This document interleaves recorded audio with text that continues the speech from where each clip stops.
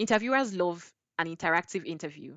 Nobody wants an interview that is looking like a court case where you just ask a question, you answer. They want it to be interactive.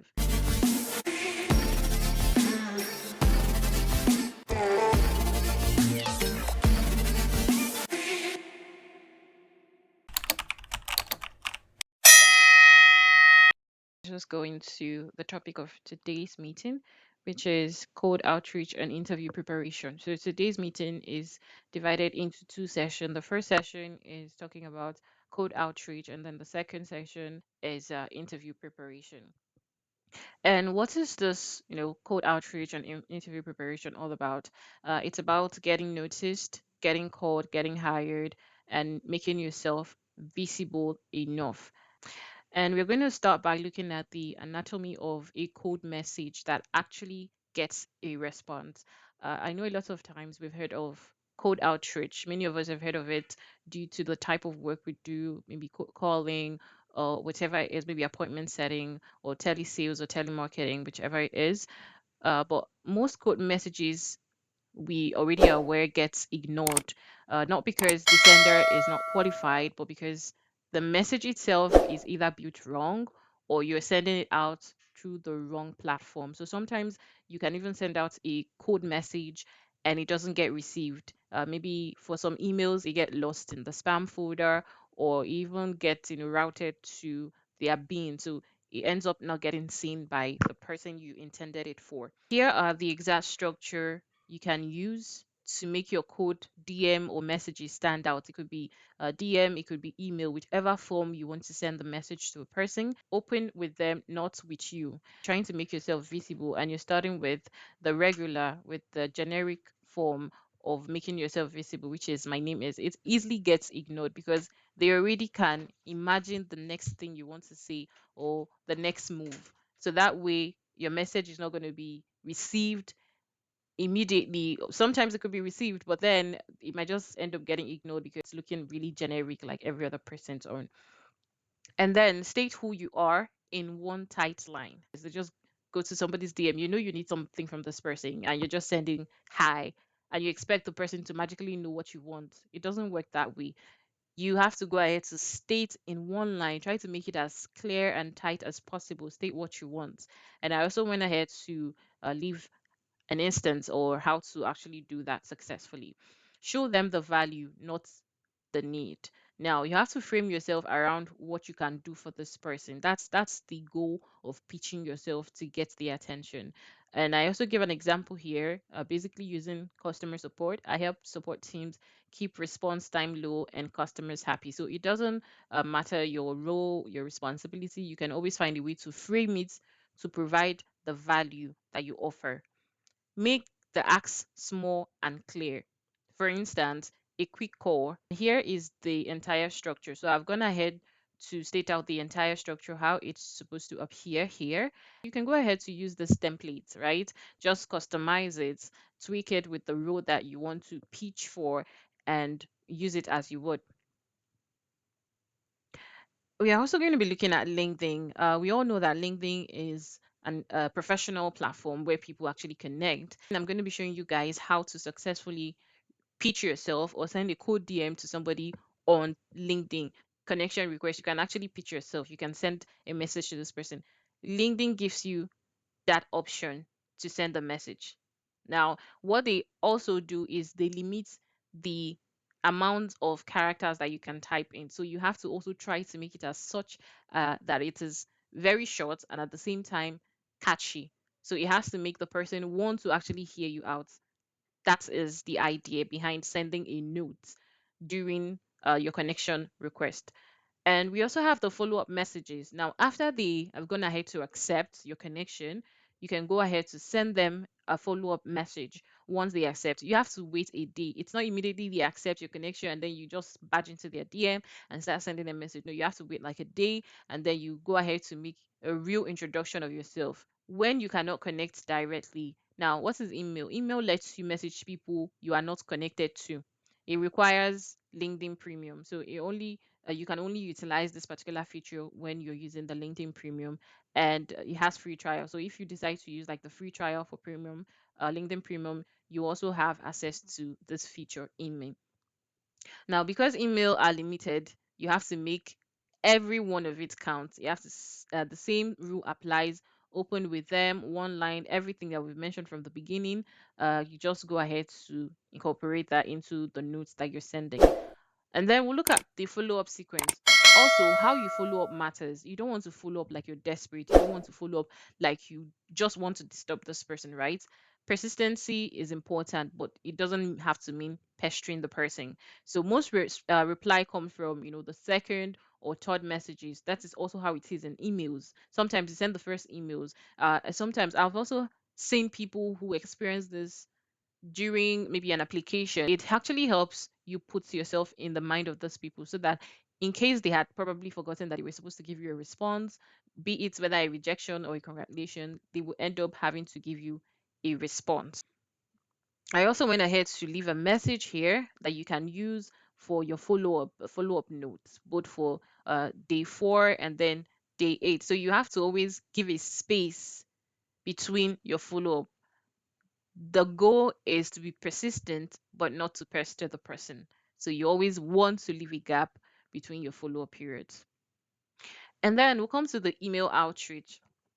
One thing that makes so many cold emails not to be responded to or to be ignored is the subject line. Because if your subject line is very generic, there's every tendency that it is not going to be looked at, it's not even going to be opened, or probably it's going to be routed into the spam folder, which is the case for many cold emails and why people complain that cold outreach doesn't really work. And then we have the opener. So the first one is your subject line. The second one is the opener. You have to earn the next sentence. Imagine you have a very nice subject that is hooky, that is catchy, that is like a bait. Start with something you noticed about my company. Even if I know, okay, this is where this person is going to, that's the direction you're going to, but I would just want to read through to actually know if, whatever it is you have to offer is beneficial to me. In that way, I have successfully gotten your attention. So that is why you need a strong opener. You need a strong opener. And for this, I used customer support. Now, let's say, for example, you're applying for the role of an executive virtual assistant. You can use something like, I noticed your company has been growing, and the fast growth usually means that you need an organized or you need someone to handle your day to day, or you need a professional to support your team.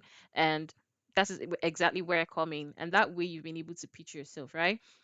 And the next one is the call to action. The call to action also makes saying yes effortless. Would you be open to a quick 10 minutes call this week if it's easier? So if it's not easier for them, if it's not doable for them, they can go ahead to tell you, okay, I will be available maybe tomorrow. I'll be available today. Is that okay with you?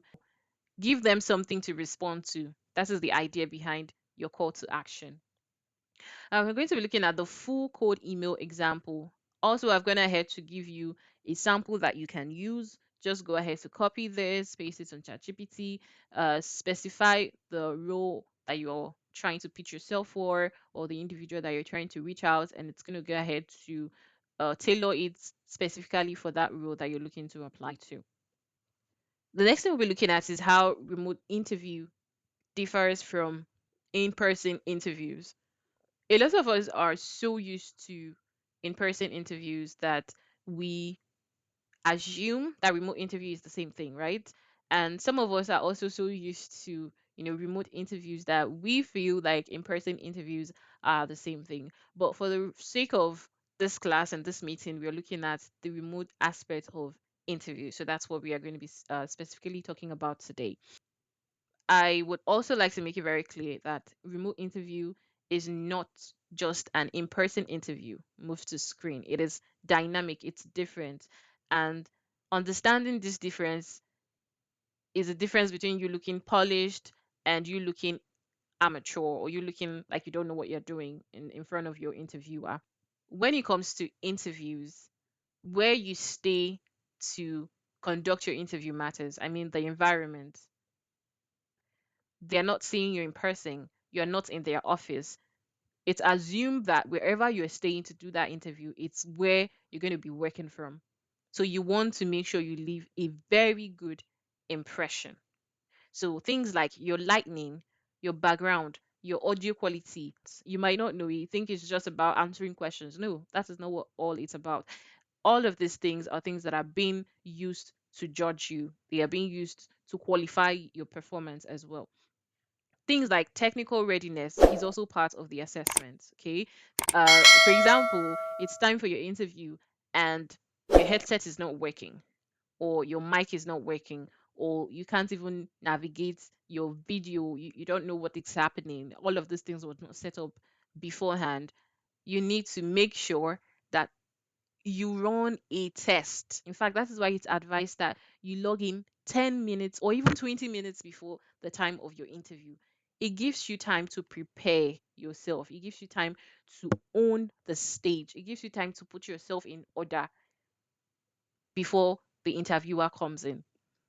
Energy level also, the way you answer the questions, the way you're quick to understand, the way you attempt every question, the energy also, radiates from your voice. Many of us do not know this. Energy radiates from your voice. It's also important to smile, no matter how tensed you might feel, no matter how you're shaking, no matter how it's like your hands and feet are so cold, your bladder is full at the moment. Just try and smile. Don't send off the energy that you're nervous. It's not good for the assessment. Eye contact means looking at the camera, not the face. Also, many of us do not know this as well. When you're having an interview, it's always advised that you look at the camera where your light is coming from. When you turn on like this Google Meets that we are using now, if I turn on my video, you see that, especially when you're using the your laptop for the interview, you see that the webcam where your camera is gets to emit some light. That is where you're expected to be looking at, not on the screen. Because if you're looking at the screen, you're looking at their face. But when you're looking at the lights, that's your camera. That is where you're looking at. That is where you're expected to look at and make eye contact. Avoid being silent for long. If you don't understand the question, it's okay to tell them to elaborate, to expatiate it for you, to explain it to your understanding, rather than taking a very long pause because you're trying to put your thoughts together. I would always advise, whether you know the answer to that question or not, if it's going to require you having to articulate your thoughts, like take a long pause to put your thoughts together, it is better you tell them to explain or take the question again. What it's going to do for you is that sometimes they might even end up answering the question in the process of trying to explain to you. It makes it very easy for you. It buys you time instead of having to take a very long pause because you're trying to like put your thought process together and give the right answer. Don't panic. Don't overtalk to feel silence, because at times we also get to like overtalk and end up repeating the same thing over and over and over again because we're trying not to be silent, because we're trying to avoid, a long pause, and we just end up talking too much. Learn to articulate your words, learn to just, take normal pause. They are what we call normal pauses, and don't speak too fast. That way it helps you as well, so that even when it seems like you no longer have what to say, you can just, slow down the pace, and at the end you just say thank you, and that is it. Why you must do a mock interview and research first. This is very, very important. Many of us do not do mock interviews, and this is why we face most of the nervousness that we face or give off the wrong energies. A mock interview is your opportunity to rehearse before the interview. It helps you prepare, and also researching gives you an edge to know the kind of questions and how to answer them. Because imagine you did not research about the company or research about the salary range or anything at all, and then they ask you something about the company and you find that you don't even know anything and you start stammering and all of that. It doesn't help you. But when you actually go ahead to do a mock interview, you can end up having ideas of the kind of questions that they will ask. That way, it helps you prepare ahead of the interview. What I usually do personally is I go to either ChatGPT or Claude, and I tell them this is the role that I'm being interviewed for. Can you give me 5 to 6 possible questions? This is how I prompted. You are an interviewer hiring for the role of whatever I'm currently being interviewed for. Can you give me like 6 or 5 interview questions that I'm to expect, and how I can go about answering them. And that way, even if I don't use the exact answers that ChatGPT has given me, at least I have an idea of what I can say or how I can start. It makes it a lot easier for you. That is why mock interview is very, very important. And I also went ahead to state out why it works. Saying an answer out loud for the first time is always very clumsy. Imagine your head is just so blank, there's nothing there, and you just enter a room and they ask you a question, no idea. You just start talking. You might end up at the end of the day, you just know that even you yourself, you don't know what you were saying. And it's not gonna look good on you and also for the interview as well. And also you can go ahead to record yourself. Yeah, you can go ahead to record yourself while you're doing the interview. That way, you can look at if you're looking at the camera, your composure, your eye contact. Also, it also helps you to look at some technical issues. If maybe during the course of you talking, was there any glitch, any of that? It's also going to help you spot that as well. Researching the company, it simply means never working into the meeting, blind, just like I explained. And then here I went ahead to elaborate what you should research, what the company actually does, what they sell, who their customers are, who the clients are, something recent about them. You can talk about a product launch, a project that he had, a milestone, a post they shared, something about them that would give you, an edge or something to just brag about to actually show them that you did your homework very well. Interviewers love an interactive interview. Nobody wants an interview that is looking like a court case where you just ask a question, you answer. They want it to be interactive. And sometimes we don't know. You just feel like for the interview, they just ask me a question, I answer and go my way. No, it's supposed to be interactive. And we have setting up your interview environment. This one is non negotiable. Very, very important. Lightning, face a window. If maybe when during the time of the interview, we know Nigeria and sometimes light is always an issue or something. Face a window if it's during the day. If it's during the night, you can have a torchlight facing you directly. Let it not be at your back so that the shadow is not reflected on your face. So you can put a torch in front of you or a lamp or anything that shines directly on your face. That way your face is shown, right? And then the audio, your audio also matters. You have to do sound checks. You have to test your mic. If you're using Zoom, if you're using Google Meet, whichever communication platform you're using, make sure to test your audio. The background also has to be clean, plain, and distraction free. It is always advised that you use a plain wall.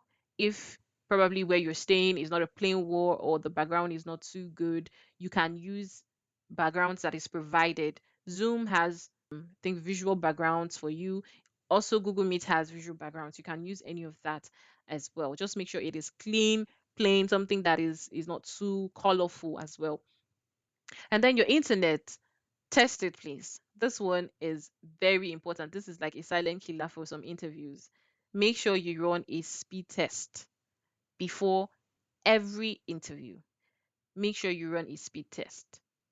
If you don't know the website to run your speed test, you can use speed.net, you can use Okla, you can use fast.net. Just make sure you run your internet speed. Always have a backup as well. If you're using a router for the interview, make sure that your phone also has internet just in case anything happens. This is Nigeria for you. So just make sure you have a backup just in case something happens. You can apologize. It's different when imagine you're having an interview and then your internet just goes off and you don't even have a backup. You don't even have any way to communicate with them that, oh, this is what happened, I'm so sorry, it was something with not within my power and all of that. But imagine when it happens that way and you quickly switch and then you get to apologize, this is what happened, but then I have a backup. It makes you even trustworthy. In fact, they will know that this person is really prepared for remote work. And also dress the path from top to bottom. Don't say it's an interview, they are not going to see from down below. Is going to shock you. It will shock you. They will just tell you, please, can you stand up? We would like to see your appearance. I know this one really happens, but then don't be caught off fresh, as someone would say. So always dress the part. It's different when you've actually started working with them. Sometimes I from down below, sometimes I don't even dress so good during our normal meetings.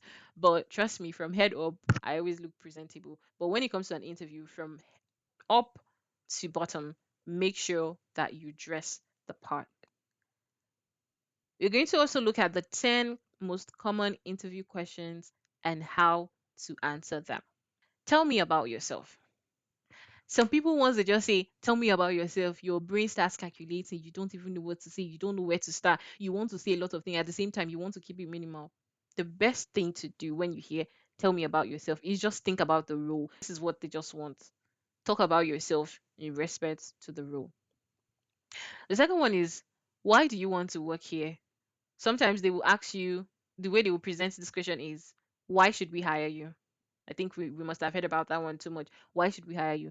What the asking for you is, what makes you stand out? What do you think makes you different from every other person that is applying for this role? What are your strengths? Sometimes when we are asked this question, what are your strengths? What are your weaknesses? We go ahead to lie. Many of us we just lie because we feel, oh, if I say my weakness is that I am I am not organized, you're not going to get the job. Sometimes you saying that actually means that, oh, you actually acknowledge that that is your weakness and you're willing to grow, you're willing to be better. But make sure that whatever you're talking about as a weakness, you always back it up with what you are doing to improve. It's not just enough to say, my weakness is I don't have a good accent. You have to back it up with how have you been trying to improve yourself so far, since you know that this is your weakness, right? They also look out to hearing that as well. So you can see here, what are your strengths? Here is something you should know. Please take note of this. Whenever you're talking about your strength should be focused on, one, is there a requirement that they have based on the job and the interview? Because for every job description, you always know there's a requirement. It should be based off on any of that requirements. Always have this in mind. In fact, if you don't remember anything else we've talked about today, let this one sink in. I've also gone ahead to talk about how to present your weakness as well. Yeah, so this document contains, like, I've gone ahead to just make everything easy. So when you are reading through, I've given you instances, I've given you things to say. You can use this as a guide. Just make sure you practice, talk about them over and over and over again until it becomes part of you. How do you handle a difficult or angry customer? Now, this one, it could differ depending on your role. Sometimes they will ask you, how do you stay organized? I think that one is usually for virtual assistant roles, like executive assistant or admin assistant. They will ask you, how do you stay organized? For sales roles, they will ask you, how do you handle rejections or how do you handle objections? So that's the same thing with this question. Why should we hire you? Also, why? Why do you think we should hire you? This one is what I call the key word. You see this thing I highlighted here? If you forget any other thing, do not forget this. Because nobody will want to hire you if you're not fully equipped to work remotely. So in everything you should say, always add, I have fully equipped remote workspace, or I'm fully equipped to work remotely. You can even go ahead to add, I am fully equipped to work remotely and I can work across different time zones. Now, how do you handle working independently? Because you know this is a remote role, supervision, sometimes they will go ahead to ask you, how do you like to be supervised? That question is really tricky because they want to know if you're somebody that likes being checked up on, like every day, every time, whatever you're doing, every hours. Some companies, they just ask because they want to ask. They still go ahead to do whatever they want to do. Some people, they will micromanage you, so they are just asking because they want to do. Me, how I usually handle this kind of question is, I work well independently. That's what I tell them. I work well independently because I'm organized and I hold myself accountable. But whatever means of supervision the company chooses to use, I am okay. I am quick to adapt to it. I just make it very clear. So if you choose or you want to trust me enough to let me work, I work very well when I work independently. But if the company wants to micromanage, that's okay with me. Another question is, where do you see yourself in a few years? Now, a lot of people make mistakes when it comes to this question. You see, where do you see yourself in a few years? You go ahead telling them, I see myself working here. I've traveled to this place. I hope to do. All of that does not even count. There's an answer I gave once, and the interviewer actually told me they liked the answer. Though I gave that answer because I've researched about this kind of question, but they just want to know how ambitious you are, right? If you're going to leave them in 2 months, in 3 months, in 1 year, and sometimes we don't know. So when they ask you, where do you see yourself in the next few years? You're telling them, oh, I'm finally a professional. I'm working in this. I'm working in that company. They say, oh, this person, that means this person will leave us very soon. And then you end up giving out that idea without even meaning it that way. You say, I'm looking for a place I can stay, contribute, and grow long term. I usually start with, like, I do not even know where I would be tomorrow, but my genuine and honest answer to you is that I'm currently looking for an opportunity where I can support, grow long term, and upskill myself to be better at this role. Even if maybe in the future I'm not looking forward to that, but that's what they want to hear, and that's the truth. So this one, I think I spoke about it last time in our meeting. What are your salary expectation? Except they ask you, you have no business mentioning numbers here. You have no business mentioning numbers. But if you must, make sure that you've done your research, make sure that you're giving a range, not just a number. By a range, I mean you say something like, okay, for example, I give an instance here. I'm looking between, you can say 500 to 800. Don't just say 500 because you could be saying more or you could even be saying less. So, in order not to jeopardize your efforts or all the hard work that you've done during the interview, if you're not asked for a number, do not give a number. Sometimes what they will usually ask, especially for those of them that end up including the salary range, they'll ask you, you went through the requirements, are you okay with it? Yes, you can go ahead to tell them, oh yes, I went through that and I think I'm okay with the compensation. And if possible, you go ahead to ask them if there are, compensations or any bonuses and all of that. And if the amount, yeah, you can go ahead to ask them if the amount that was stated in the job description includes bonuses as well. So you also get to know that as well. Do you have any question for us? This one is where a lot of people flop because you are tired, because you feel that your head is full. You say, no, I don't have any question. Please, after every interview, make sure you have a question, even if the interviewer has answered your question during the course of the discussion. Sometimes I've been in that position where I had a lot of questions mapped out, but at the end of it, the interviewer had ended up, asking all the questions. What I do is I just pick some points and I just want to ask, can you go ahead to tell me more about the company? I have done my research. I understand that this is what the company does, but I'd like to hear from you. What are the expectations for this role?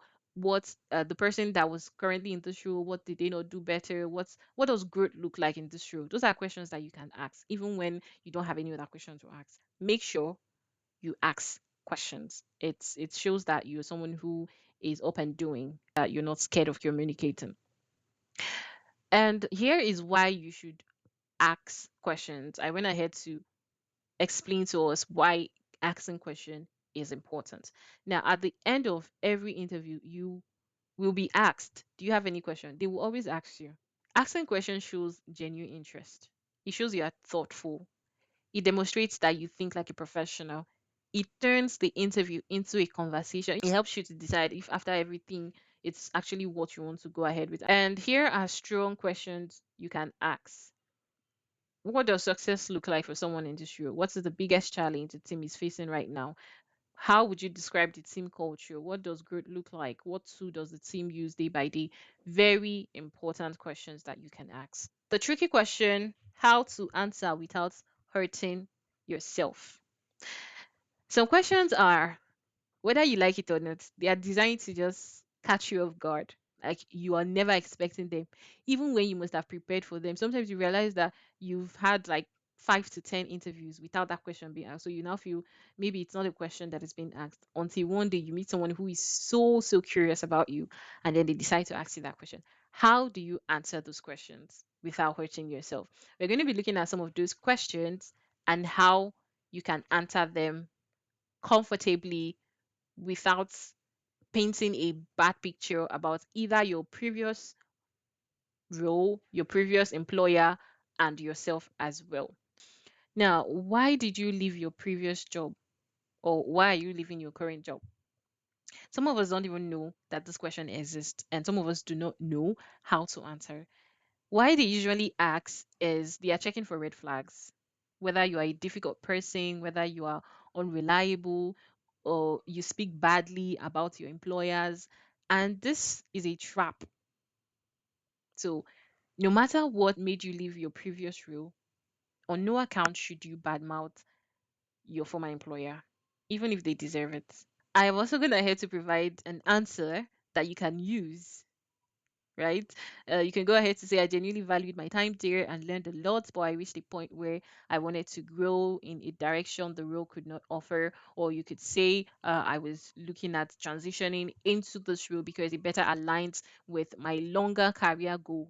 Stuff like that will just make it sound really nice. And also, it's an honest answer as well, because of course, where you were previously was not supporting you professionally. So it's something that you're looking to leave and transition to other roles. Or you could also go ahead to tell them that maybe where you were working was more of a part-time job or a short-term job, and now you're looking to transition into a full-time role or career, and that is why you're joining their company. Telling them that will make them even feel excited, because they see you as someone who is not just looking to join their company and leave at any time. Because the truth is, no employer would want to employ someone and have it in their mind that this person is going to leave us in the next 3 months, especially when they invest maybe something in training, maybe they invest their time or they invest resources in training you and all of that as well. And the next question is, why is there a gap in your employment? What have you been doing recently? And they ask you this because they want to know that you were not idle. Because they could see the last time you worked, maybe in your resume, you say the last time you worked was 2025. Now, what were you doing all this while? What were you doing? Make sure that whatever it is you're going to be answering aligns with a career path. Make sure it's something that is even worth saying. If you actually went on a break, it's okay to say you went on a break. You just needed time, to upskill. Maybe you took up a new program, you did a new course, and that is why you decided to take a break. Another question is, what can you do best for the company? What makes you best fit? Now they ask you this because they are giving you a direct invitation to sell yourself. What is that thing that you will start doing, maybe your first day, your 1 month? What can you do best for the company? And then how you can answer this very well, you can go ahead to talk about the things that you have done in your previous role. You can tell a story, right? You can just tell a short story. And guys, one thing I have realized is sometimes when you don't know how to answer a question directly, the best way to answer it is by telling a short story that relates to that question. It has helped me a lot. Another question is, tell me about a time you failed or made a mistake. Now, they are testing your honesty, your humility, and growth mindset. It's a very big lie for you to tell someone that you don't think you've ever made one or you can't think of any. So, here is where you can use, remember, I talked about using stories to answer question. This is a perfect example of it. So just think of a story that you can tell, something that happened to you where you were able to. The idea is just after everything, how were you able to own up to the mistake? How were you able to take up responsibility for your mistake? That's just what they want to know. So just tell them a story, very short story, and you're good to go. And then salary negotiation, answering what are your expectations. I know I've hammered on this a lot. If it means researching about the company, if it means going to their job boards, going to their sites to know actually how much they pay, if it requires you reaching out to anybody that works in that company, if it requires doing that, then you should. And here is how you can answer that question. Research the real range before the interview. Very, very important. Give a range, never a single number. I mentioned it earlier that you should always give a range. You can say from 300 to 700 or from 500 to 800. Never say, I'm expecting 500 and then no. Always give a range. Never anchor to your Nigerian salary, especially if you're looking to work with an international client. And then they ask you the figure and you want to tell them maybe after conversion, it turns out to be 300,000 and then you're telling them 300,000. It actually is going to limit you. So, like I said, except they ask you, you don't have any business mentioning any number. And then go ahead to ask about commission growth and review. Remember, I also, when I was talking about, talking about the salary range, you can go ahead to ask them, especially if it was included in the description. This is what you're going to pay. You can go ahead to clarify. Does that include bonuses, growth, and reviews? And then they'll go ahead to tell you, yes, that includes everything. And then you already know, okay, it's good, or no, it's poor for me. And you go ahead to state that as well. Stay warm and confident, never apologetic. Now, negotiation is normal. Sometimes we feel intimidated, right? When they ask you these questions, you feel, "Oh, I don't want to say anything, I offend anybody." No, it's negotiation is very normal and it's expected. It doesn't make you difficult, it makes you very professional. Because sometimes these people can be very tricky. Whatever I'm saying here, I'm saying from experience. I had a role, particular role that requires a whole lot. I mean, executive assistant, administrative support, customer support, sales, all of these things. And they said they were going to pay, I think it was 100K plus 50,000 bonus. And I'm looking at that is not even talking about market standard, my market value and my experience. That is not even worth it. And I had to tell them to their face. That was even a red flag for me. So I told them, if this is not what you guys are going to be giving me, because I know my experience, I will not be accepting that offer. And that was how I ended it. So do not ever, ever apologize, especially when you're very sure that you are worth it and more. And here I have also gone ahead to put it together so you can look at it as well. You can use it, you can customize it, have it as a template, and use ChatGPT to tweak it to your specific amount and range. And that is it for today. If this video was really helpful to you and you're not yet a subscriber, please go ahead to subscribe, like, and you can also share, but make sure to hit the notification bell so that you get notified every time I drop a new video. Thank you for watching.